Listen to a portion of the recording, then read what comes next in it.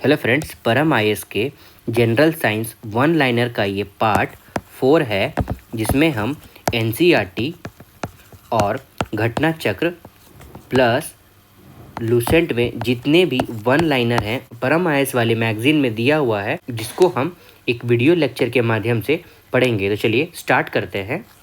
इस lecture video series में हम आज हीट एंड थर्मोडायनेमिक्स डिस्कस करेंगे। तो चलिए स्टार्ट करते हैं। Chapter 7 heat and thermodynamics. अब सबसे पहले इसमें हम डिस्कस करेंगे बीपीएससी के PYQs जो हीट एंड थर्मोडायनेमिक्स से आए हुए हैं। At -40 degree centigrade the Celsius and Fahrenheit scale coincides. -40 degree centigrade में फ़ारेनहाइट और डिग्री सेल्सियस में दोनों में सेम शो करेगा। जैसे अगर आपके पास अगर फॉर्मूला है ना, F is equal to Fahrenheit is equal to 9/5 into degree centigrade plus 32, ये एक फार्मूला होता है। और दूसरा फार्मूला हमारे पास है C इज इक्वल टू, मतलब सेल्सियस अगर निकाला रहेगा तो कितना डिग्री सेंटीग्रेड है, अगर फ़ारेनहाइट दिया हुआ है तो 5/9 इंटू F डिग्री माइनस 32। आप इसमें ना दोनों में -40 और -40 पुट कर दीजिए, आपको वैल्यू सेम आएगा। तो वही ये कह रहा है, कहाँ कोइंसाइड करेगा, तो -40 डिग्री सेंटीग्रेड में। Normal temperature of human body on Celsius scale will be 36.9 degree centigrade. मतलब नॉर्मल बॉडी का टेम्परेचर कितना होता है, 36.9। The value of 40 degree Celsius in Fahrenheit scale is 104 degree Fahrenheit. ये 64 बीपीएससी में पूछा गया था। The value of 50 degree centigrade in Fahrenheit scale is 122 degree Fahrenheit. ये सब इसलिए बोल रहा है ना, मतलब आपको ये दोनों फॉर्मूला याद होना चाहिए। बस इसी तरह पूछेगा कि 50 डिग्री सेंटीग्रेड फ़ारेनहाइट स्केल में कितना शो करेगा, तो बस आपको इस फॉर्मूला में पुट कर देना है। जब फ़ारेनहाइट निकालना है तो डिग्री सेंटीग्रेड को पुट कर दीजिए, और जब डिग्री सेंटीग्रेड निकालना है तो फ़ारेनहाइट को पुट कर दीजिए, आपका वैल्यू अपने खुद ब खुद वापस आ जाएगा। In winter you touch a log of wood and rod of iron, you will feel iron is colder because in comparison to wood iron is good conductor of heat. मतलब इस पर पूछ रहा है या तो वुड ले लो या आयरन ले लो, दोनों में से which one is the good conductor of heat, तो वो आयरन है। उसके बाद और इलेक्ट्रिसिटी में भी यही आएगा, wood is bad conductor of electricity.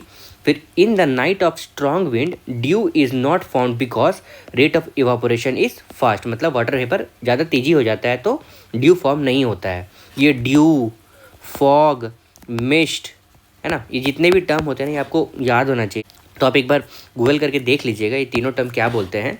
फिर cooling is done by release of compressed gas, तो 47th बीपीएससी में क्वेश्चन पूछा था। Opening the door of refrigerator kept in a room, you can warm the room a little. Room ठंडा नहीं होगा बल्कि गर्म हो जाएगा। अब एनसीईआरटी फैक्ट्स जो हीट एंड थर्मोडायनेमिक्स में है वो क्या कहते हैं। The balloon's dimension will increase when hydrogen filled balloon is released from earth, मतलब उसका डायमेंशन इंक्रीज हो जाएगा। फिर rapid rate of evaporation is the reason for not having dew in night with strong wind. Room temperature will increase when the refrigerator door is opened in the room. ये repeat किया गया है, मतलब PYQ में भी है आपका और एनसीईआरटी फैक्ट्स में भी है। फिर एब्सोल्यूट रेडिएटिव टेम्परेचर और pyrometer is suitable for measuring 2000 degree centigrade. अब मेजरमेंट ऑफ टेम्परेचर, जैसे कि यहाँ पे देखिए 32 डिग्री फ़ारेनहाइट है ना, तो बॉइलिंग पॉइंट क्या होगा फ़ारेनहाइट में, 212 डिग्री फ़ारेनहाइट, और इक्वल पार्ट 180 में और 1 पार्ट 1 डिग्री फ़ारेनहाइट में। अब सेल्सियस से मान लीजिए 0 डिग्री है तो बॉइलिंग पॉइंट 100 डिग्री सेंटीग्रेड और इक्वल पार्ट 100 और 1 पार्ट 1 डिग्री सेंटीग्रेड। वही केल्विन में 0 डिग्री सेंटीग्रेड कितना होगा, 273 केल्विन, और 100 डिग्री सेंटीग्रेड कितना होगा, 373 केल्विन। और इक्वल पार्ट में 100 का डिफरेंस क्रिएट कर जा रहा है, और 1 पार्ट में ये 1 डिग्री सेंटीग्रेड और ये 1 डिग्री केल्विन है। Absolute zero temperature means theoretically the lowest possible temperature. ये लोवेस्ट पॉसिबल टेम्परेचर कितना होता होगा, ये -273 डिग्री सेंटीग्रेड होगा, और अगर इसी को आप फ़ारेनहाइट में लिखिएगा तो -460 डिग्री फ़ारेनहाइट है ना, यही होता होगा मेरा एब्सोल्यूट ज़ीरो। उसके बाद ethyl glycol is used as a anti freeze in automatic engine. Ethyl glycol का यहाँ पे कैरेक्टरिस्टिक्स बताया है, वो क्या यूज़ किया जाता है anti freeze in automatic engine में।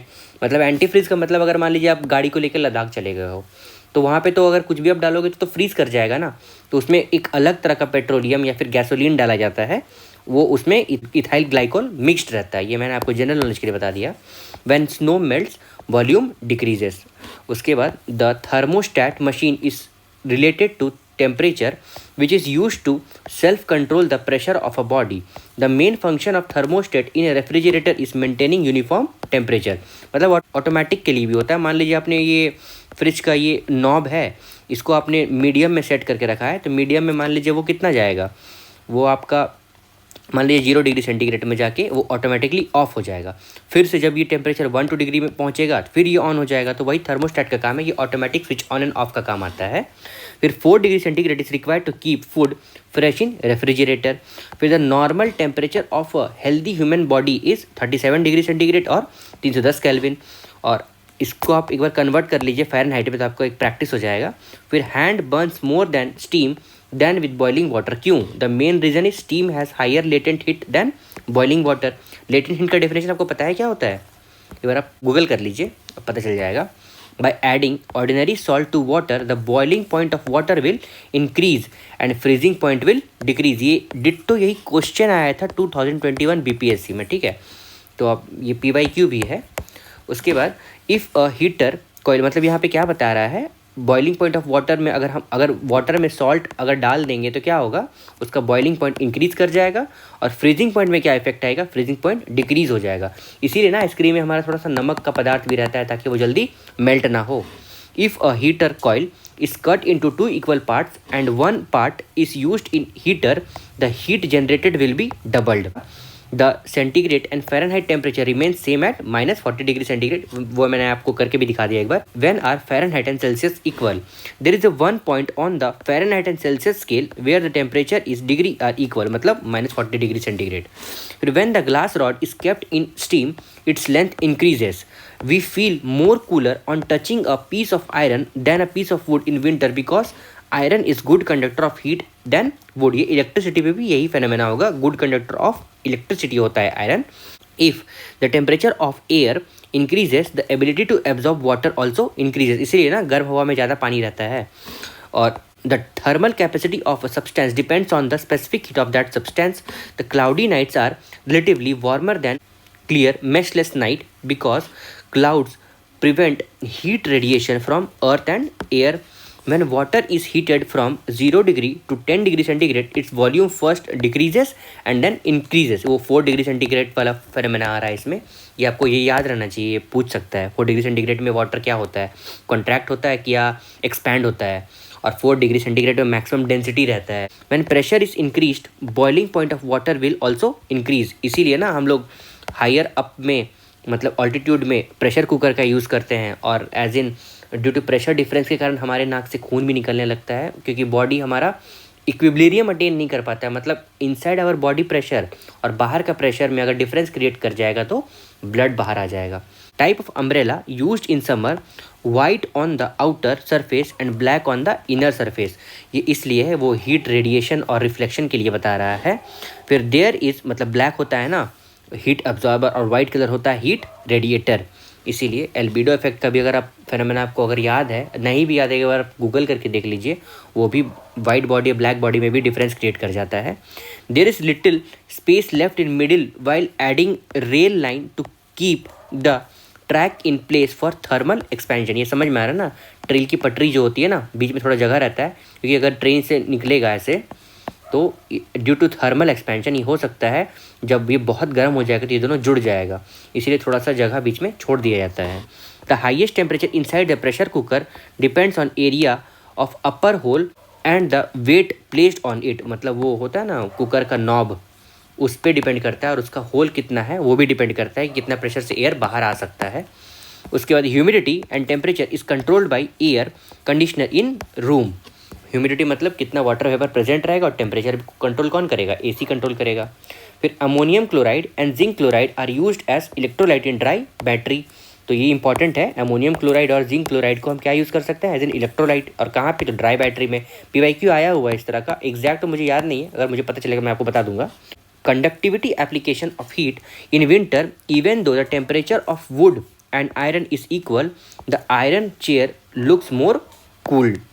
फिर drinking tea in Chinese clay cup is easier than drinking tea in metal cup, क्योंकि वो बहुत गर्म हो जाता है ना, बहुत जल्दी गर्म हो जाता है. फिर desert cooler works on principle of evaporative cooling. फिर water has highest specific heat. The role of sweat in our body is to control body temperature. We feel relaxed after switching on the fan in hot weather as our sweat evaporates rapidly. तो evaporation होगा तो heat radiate हो जाएगा और बाहर से as in normal temperature को हमारा बॉडी एब्जॉर्ब करेगा, इसीलिए हमें सूदिंग इफेक्ट लाता है हमारे बॉडी को। वो एक अच्छा फील होता है हमारे बॉडी में जब हम फ़ैन ऑन करते हैं। तो the water in earthen pot, वो मिट्टी वाला बर्तन के बारे में बोल रहा है ये earthen pot, remains cooled due to evaporation, तो वाटर इवापोरेट होता है। एप्लीकेशन ऑफ कन्वेक्शन मेथड, अब कन्वेक्शन मेथड कहाँ कहाँ यूज़ होता है? Prevents the fibres in electric bulb from melting, फिर earth atmosphere is heated by convection itself, फिर motor car radiator cooling system also works on the convection principle, ये important है। The freezer is build above in refrigerator to keep the beverage in thermos bottle at the same temperature for some time, silver layer is applied to its wall, तो कौन सा layer लगाया जाता है हमारे पास? जो मिल्टन का बॉटल होता है ना, मिल्टन, सेलो, बोरोसिल, कोई भी कंपनी का आप ले लो, तो क्या रहता है? सिल्वर लेयर रहता है। पहले थर्मस फ्लास्क रहता था, ग्लास रहता था, वो थर्मो स्टील आ गया है, मतलब सिल्वर लेयर रहता है। फिर food cook quickly in pressure cooker because the boiling point of water increases as the pressure increases, मतलब बॉइलिंग पॉइंट जो पहले 100 डिग्री सेंटीग्रेड में बॉईल करता था वो अब उसको 120 डिग्री सेंटीग्रेड बॉईल कर रहा है, तो जाहिर सी बात है कि खाना जल्दी ही बनेगा। फिर heat is example of energy, internal energy of ideal gas depends only on heat. Melting of ice at its melting point is an example of isothermal process. 1 kilo calorie heat is equal to 4.186 भी होता है यहाँ पे, 4.186 into 10⁻³ joule of work, ये very important है। फिर laws of thermodynamics, अब देखते हैं लॉज ऑफ थर्मोडायनेमिक्स क्या बोलता है। चलिए सबसे पहले देखेंगे जीरोथ लॉ, फिर देखेंगे फर्स्ट, सेकेंड और थर्ड। तो जीरोथ लॉ क्या कहता है? Two system in equilibrium with a third system are in thermal equilibrium with each other. उसके बाद फर्स्ट लॉ क्या कहता है? कंजर्वेशन ऑफ एनर्जी है, जो कि ये भी आपको ध्यान रखना होगा। जीरोथ लॉ किस पे डिपेंडेंट है? टेम्परेचर में।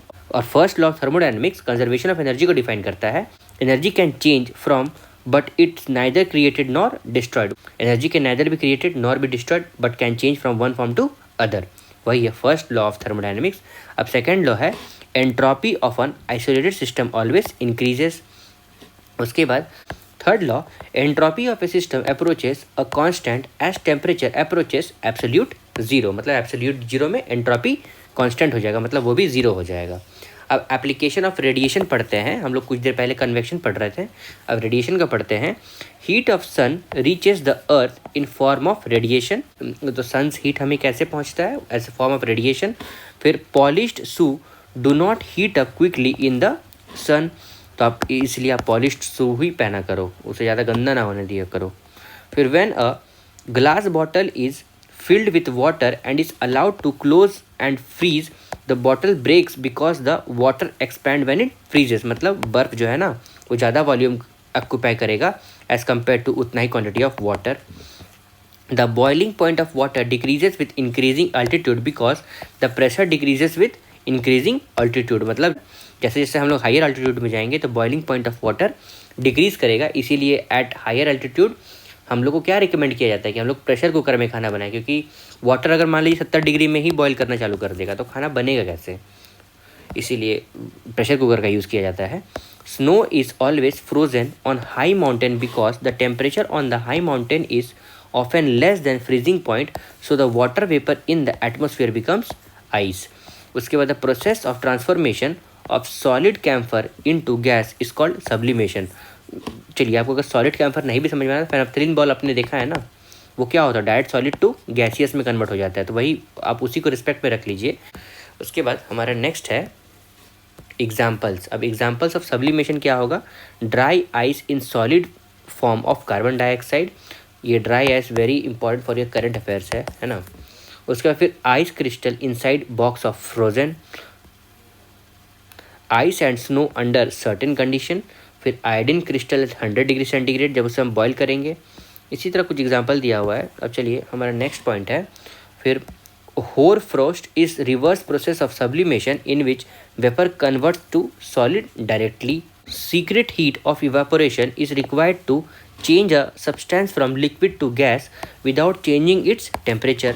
अब इथाइल अल्कोहल कब फ्रीज होता है? -114 डिग्री सेंटीग्रेड में। इसीलिए जब हम हायर एल्टीट्यूड में जाते हैं तो एक अलग तरह का गैसोलीन जो हमारे कार के फ्यूल के लिए यूज़ होता है, उसमें क्या मिक्स रहता है? इथाइल अल्कोहल, सो दैट हमारा जो फ्यूल टैंक है वो फ्रीज़ ना कर जाए। अगर वो फ्रीज़ कर जाएगा तो हमारा इंजन चोक कर जाएगा ना, इसीलिए इथाइल अल्कोहल एज इन यूज़ किया जाता है गैसोलीन के लिए। अब properties of ethyl alcohol, boiling point कब होता है उसका? 78 डिग्री सेंटीग्रेड में। फ्रीजिंग पॉइंट -114 डिग्री सेंटीग्रेड में। Heat of fusion 109 kilo joule per kg. ये सब उतना इंपॉर्टेंट नहीं है, अगर आपको एक बार देखना है तो वीडियो पॉज करके आप देख लेना। फिर thermal nuclear reaction occurs for the production of energy inside star. फिर the colour of star shows their temperature. Saccharomyces cerevisiae is used for production of ethanol. फिर woollen cloth keep the body warm because wool is bad conductor of heat, मतलब body का जो heat है ना उसको वो conserve करके रखता है। The amount of heat which is produced to convert 1 kg of mass of a substance into vapor at its boiling point is called latent heat of vaporization। ये latent heat of vaporization का definition है। फिर radiation is the fastest process of heat transfer। तो heat transfer का सबसे fastest process क्या है? radiation। The factor directly proportional to amount of heat conducted through a metal rod is time of flow of heat, area of cross section and temperature of gradient. मतलब temperature gradient, flow of heat, उसका time और area of cross section, ये तीनों dependent है किस पे? Amount of heat कितना conduct किया जा रहा है। The thermal resistance of an ideal conductor is 0। फिर wearing white cloth in summer is more comfortable because white cloth reflects most of the heat. Kirchhoff law signifies that good absorbers are good emitter. तो जो good absorb करता है वो good emitter भी होता है। जैसे कि ब्लैक कलर है ना, वो हीट को बहुत अच्छा एब्जॉर्ब भी कर लेता है, तो वो हीट को बहुत अच्छा रेडिएट भी करेगा। अब देखिए किर्चॉफ लॉ के बारे में यहाँ बताया गया है, ये उसका फॉर्मूला है। फिर proposed by Gustav Kirchhoff in 1859। ये इंपॉर्टेंट है, पूछता है generally. At thermal equilibrium the emissivity of a body is equal to absorptivity. फिर a good absorber is good emitter, a good reflector is poor emitter. जो अच्छा reflect करता है वो पुअर एमिटर होता है। And vice versa, example an emergency thermal blanket. If a material is capable of absorbing a particular frequency it follows that it will be a good emitter eight the same frequency. Nearly always an approximation for real surface minus एब्जॉर्बिविटी may depend on both wavelength and direction. A glass of water does not turn into ice as it reaches 0 degree centigrade. This is due to certain amount of heat must be taken out from the glass of water so as to solidify. The bottom of lake not freeze in severe winter even when the surface is all frozen because the conductivity of ice is low. रहा होगा उतना वो cold conduct नहीं कर पा रहा होगा. The cooking pot is coated black as black substances absorb more heat. A metal container full of hot water in vacuum lose heat by radiation. When as solid undergoes a phase changes to a liquid state, it absorbs heat while remains at constant temperature. A cup of hot tea on a metal table in a room loses heat by conduction, convection और radiation. तीनों तरीके से वो heat reduce अपना radiate करेगा. फिर heat transfer, conduction transfer of heat between adjacent molecule, convection movement of hot fluid और radiation emission of electromagnetic rays. ये तीन तरीका से हीट को रेडिएट किया जा रहा है. In condition process heat is transfer directly from molecules to molecules. फिर black and rough surface radiate more heat at a given temperature. फिर warm air can hold more moisture. फिर if boiling water is taken to dark side of the moon it will immediately freeze, क्योंकि वहाँ पे ज़्यादा ठंडा होगा. फिर mercury and alcohol are two liquid used in the construction of minimum and maximum thermometer. फिर a hot object loses heat to its surrounding in the form of heat radiation. The rate of loss of heat depends on the temperature difference between the object and its surrounding. An isothermal process is governed by Boyle's law. मतलब Boyle's law क्या करता है, isothermal को govern करता है। ये very important है Boyle's law, इस तरह क्वेश्चन आता है इसलिए आप ध्यान रखेंगे। फिर a series of operation which takes place in certain order and restore the initial condition at end is known as thermodynamic cycle. फिर work done in a free expansion process is zero. In hot summer, ये important है, work done पूछ सकता है, free expansion में क्या होगा तो वो जीरो होगा। इन hot summer after a bath internal energy of a body decreases. The graph between volume and temperature is Charles law in straight line, मतलब वॉल्यूम और टेम्परेचर का ये ग्राफ जो स्ट्रेट लाइन शो कर रहा है, as temperature increases volume also increases, वो Charles law determine कर रहा है। उसके बाद when a cycle tyre suddenly burst the air inside the tyre expand, this process is known as adiabatic. Zeroth law क्या कहता है, if two thermodynamic cycle are in equilibrium Q is equal to zero with a third then the two are equilibrium with each other. मतलब अगर तीन body है, अगर ये इसके साथ इक्विलिब्रियम में है और ये बॉडी, ये सेकंड नंबर बॉडी है ना, वो थर्ड के साथ इक्विलिब्रियम में है, तो ऑटोमेटिकली फर्स्ट भी थर्ड के साथ इक्विलिब्रियम में आ जाएगा। यही कह रहा है जीरोथ लॉ ऑफ थर्मोडायनेमिक्स, ठीक है। उसके बाद a real gas behaves like a ideal gas in low pressure and high temperature condition. ये टेम्परेचर एंड कंडीशन डिटरमाइन कर दिया है रियल गैस का। The amount of heat required to raise the temperature of a unit mass of gas through 1 degree at constant volume is called specific heat at a constant volume। ये specific heat at constant volume का definition था। हमारा next chapter है chapter 9 electric current. इसमें हम सबसे पहले BPSC PYQ discuss करेंगे जो इलेक्ट्रिक करंट चैप्टर से आए होंगे। The total resistance of a circuit have two parallel resistor is 1.403 kilo ohm. If one of the resistor is 2 kilo ohm then the other resistor will be 4.7 kilo ohm। वो कब आया था, ये 66 BPSC में। उसके बाद दूसरा है dynamo is a device which converts mechanical energy into electrical energy. और भी नेम ऑफ एपरेटस हैं जो हम डिस्कस करेंगे, अभी फिलहाल सिर्फ BPSC PYQs डिस्कस कर रहे हैं। ये कब आया था, ये 39 BPSC में। Turbine and dynamos are use to convert mechanical energy into electrical energy, ये 44 BPSC में। When electric energy is converted into motion there is no heat loss, ये 47 BPSC में आया था। ये क्या कह रहा है, the electrical energy is converted into motion. कोई भी इलेक्ट्रिकल एनर्जी होगा अगर उसको हम मोशन में कन्वर्ट कर देंगे तो वहाँ पे हीट लॉस नहीं होगा। In electrical motor the electrical energy is converted into mechanical energy. Faraday constant is universal constant, वो कैसा कांस्टेंट है, वो यूनिवर्सल कांस्टेंट है। Tungsten is used in a filament in lightning bulbs, जैसे हमारे घर में बल्ब होता है नॉर्मल, वो टंगस्टन का होता है ना। The principle of fuse is heating effect of electricity, ये कब पूछा था, 43rd BPSC में। The white light is produced in the tube by oscillating the molecules, ये कब पूछा गया था, 47th BPSC में। अब चलिए चलते हैं NCERT फैक्ट्स में। तो halogen lamp fibre is made up of tungsten and sodium. The value of 1 kilowatt in terms of joule, जैसे 1 kilowatt is equal to how much joule होगा ना, तो वो 3.6 into 10⁶ joules होगा। The temperature of fiber of burning electric bulb is 2000 degree centigrade to 2500 degree centigrade। The fluorescent tube converts a greater amount of electrical energy into light energy than a electric bulb, मतलब electric bulb से ज़्यादा conversion इसमें fluorescent tube में होता है। That's why fluorescent tubes are used more often than electric bulb, इसीलिए fluorescent tube का use ज़्यादा है with as compared to electrical bulb.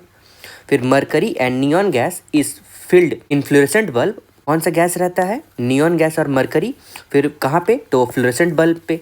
Fuse wire has high resistance power and low melting point, इसलिए क्योंकि अगर हम उसमें कुछ ज़्यादा लोड दे देते हैं ना, वो वायर जो कनेक्ट करता है ना फ्रॉम पॉइंट 1 to पॉइंट 2, वो मेल्ट हो जाएगा या फिर वो हाई रेजिस्टेंस रहेगा, ताकि इलेक्ट्रिक करंट जो फास्ट कनेक्टिविटी नहीं देगा। अगर फास्ट कनेक्टिविटी देगा तो हो सकता है कहीं और वो जहाँ पे कोई लो रेजिस्टेंस वायर अगर उसके रिस्पेक्ट में कहीं और कोई अप्लायंसेस में कनेक्टेड होंगे ना, तो वो पहले उड़ जाएगा। इसीलिए अगर कोई शॉर्ट सर्किट होता है पहले फ्यूज डिफ्यूज़ हो जाए, इसीलिए हाई रेजिस्टेंस और हाई मेल्टिंग पॉइंट की जैसा वायर हम लोग यूज़ करते हैं।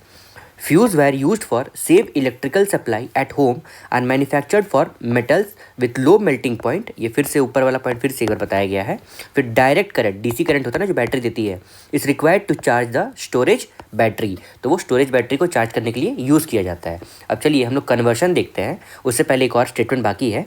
Dynamo is use to produce electricity dynamo होता है ना, अगर आपको डायनेमो नहीं भी समझ में आ रहा है ना, सिमिलरली जैसे आप लोगों ने जनरेटर देखा होगा, डीजी देखा होगा, तो उसको भी आप ऐसे ले सकते हैं। वो बड़ा डायनेमो होता है, वो क्या करता है, इलेक्ट्रिसिटी प्रोड्यूस करता है। It converts mechanical energy to electrical energy. अब चलिए, नेम ऑफ द एपरेटस और ट्रांसफॉर्मेशन ऑफ एनर्जी कौन सा क्या क्या करता है। तो dynamo converts mechanical energy into electrical energy. Electric motor क्या करता है, conversion of electrical energy to mechanical energy. ये बीपीएससी पीवाईक्यू में पूछा गया है, हर साल एक ना एक क्वेश्चन रहता ही है, ठीक है, इसलिए आप एक बार ध्यान दे दीजिएगा। फिर माइक्रोफोन क्या कन्वर्ट करता है, sound energy to electrical energy. और loud speaker converts electrical energy to sound energy. और solar cell converts solar energy to electrical energy. Tubelight converts electrical energy to light energy. Electric bulb converts electric energy into heat and light energy. याद रखें, electric bulb और tubelight में क्या अंतर है, ये heat इसमें नहीं दिखाया गया है, पर इसमें हीट दिया गया है। Converts heat is converted to heat and light energy. और क्या, इलेक्ट्रिकल एनर्जी कन्वर्ट करता है ये। फिर electric cell conversion of chemical energy into electric energy. Candle conversion of chemical energy to heat and light energy. और sitar conversion of mechanical energy into sound energy. अब हमारा next है, working at low voltage the electric motor burns because they draw more current that is inversely proportional to voltage. मतलब अगर आप low power supply में अगर motor को चला देंगे ना, तो हम कहते हैं ना मोटर जल जाएगा। तो वो क्यों जलेगा, क्योंकि तो वोल्टेज वो ज़्यादा प्रोड्यूस करेगा लेकिन उसको उतना पावर मिलेगा नहीं, इसलिए उसका हो सकता है कॉइल जल जाएगा। The main purpose of transformer to control the voltage of electric current. तो ट्रांसफार्मर का क्या काम होता है, कंट्रोल करता है इलेक्ट्रिक करंट को। Rectifier is use to convert alternating current to direct current. मतलब एसी टू डीसी आप कन्वर्ट कर सकते हो, किससे, तो रेक्टिफायर से। फिर argon gas is filled inside electric bulb. ये इलेक्ट्रिक बल्ब में कौन सा गैस रहता है, तो आर्गन गैस रहता है। The electrical resistance in a human body dry is 10⁻⁶ ohm. In electric current, similar charges repel each other while opposite charges attract each other. As in आप इसमें मैग्नेट में भी यही होता है ना, two opposite poles attract each other and similar poles repel each other. तो वही यहाँ पे कह रहा है इलेक्ट्रिसिटी में कि similar charge repel will that of opposite charge attract. Step down transformer is used in home. Argon with mercury vapor is filled in normal tube light. Normal tube light में क्या रहता है, आर्गन विथ मरकरी। और सिर्फ bulb में, जैसे electric bulb होता है ना, उसमें सिर्फ आर्गन रहता है। ओके, अब नेक्स्ट चलते हैं। Silver is the most conducive metal in the terms of electric conductivity. The potential of earth is considered to be zero because there is no change in potential while taking और giving any charge from earth. If a wire R resistance, एक wire R resistance का है, is melted and molted into a wire of half of its length, the new resistance would be R/4, वो और कम हो जाएगा। फिर direction of charge, वैसे होता है ना, थिकनेस बढ़ जा रहा है तो एरिया ऑफ फ्लो, मतलब आप उतना डेप्थ में मत जाइए, बस उसका रेजिस्टेंस कम हो जाएगा और उसको हम काट के फिर से डबल कर देंगे। तो उसके बाद capacitor is use to store electric charge. तो इलेक्ट्रिक चार्ज किससे होता है स्टोर, कैपेसिटर से। The resistance of conductor increases when the temperature is increased. तो रेजिस्टेंस इंक्रीज कर जाएगा अगर टेम्परेचर इंक्रीज करेंगे, तो ये इंपॉर्टेंट है। फिर white light is produced in tube by heating the fibre. उसका फाइबर को अगर आप हीट कर दोगे तो वाइट लाइट प्रोड्यूस कर जाएगा। Dynamo and electric motor are the device based on electric magnetic induction. Ammeter and volt meter are used for respectively to measure the alternating current and electric potential difference. मतलब ammeter का काम है alternating current को major करना और volt meter का काम है इलेक्ट्रिक पोटेंशियल को मेजर करना। ये वेरी इंपॉर्टेंट है, ठीक है। वोल्ट मीटर इलेक्ट्रिक पोटेंशियल और ammeter alternating current. The resistance of superconductor is nearly zero. तो सुपर कंडक्टर का रेजिस्टेंस नियरली जीरो होगा। Copper metal is use to make lightning conductors. When current is passed through nichrome and copper wire of same length and same radius connect in series, the nichrome wire gets heated first. मतलब नाइक्रोन में resistance ज़्यादा होगा इसीलिए वो पहले heat कर जाएगा with that of copper wire. इसीलिए कॉपर हम लोग यूज़ करते हैं for best supply of electricity. The SI unit of electric conductance is siemens. Very important, SI unit आपको याद होना चाहिए। To make a substance conductor of electricity free electron should be present. तो उसके अंदर क्या होना चाहिए, फ्री इलेक्ट्रॉन्स प्रेजेंट होना चाहिए, so that conduction of electricity can take place. The commercial unit of electric power is kilowatt our.